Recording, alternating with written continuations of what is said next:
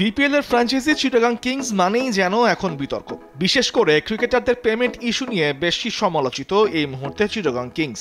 এই ইস্যুতেই 46 লাখ টাকা পাওনা দেখিয়ে ফ্র্যাঞ্চাইজিটিকে আইনি নোটিশ পাঠিয়েছে বাংলাদেশ ক্রিকেট বোর্ড। তবে সেটাকে ভিত্তিহীন বলছেন দলটির স্বত্বাধিকারী সামির কাদের চৌধুরী। সোমবার এক সংবাদ সম্মেলন করে তিনি জানিয়েছেন, বিসিবি যে নোটিশ দিয়েছে তার কোনো ভিত্তি নেই। তবে এইসব বিষয় নিয়ে বিসিবি তার সঙ্গে বসে আলোচনা করে সমাধানের প্রস্তাব দিয়েছে সম্প্রতি। বাংলাদেশ ক্রিকেট বোর্ড থেকে আমাকে একটি লিগ্যাল নোটিশ দেওয়া হয় 46 কোটি টাকা।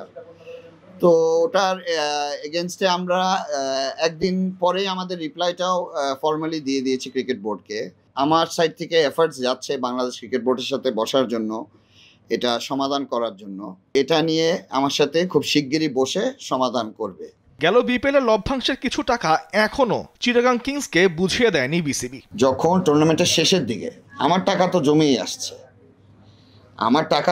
আসছে, তখন আমি একটার পর একটা যে এইভাবে যেহেতু জমছে, তখন ওই পেমেন্টসগুলো, এটা খালি আমার ক্ষেত্রে কেন, অল আদার ফ্র্যাঞ্চাইজি। এ সময় সাংবাদিকদের এক প্রশ্নের জবাবে তিনি বলেন, বিপিএল এর ভাবমূর্তি নষ্ট করছে খোদ Bangladesh cricket board. Board director sir জিজ্ঞেস করছে এই ফিগারটা কিভাবে হলো।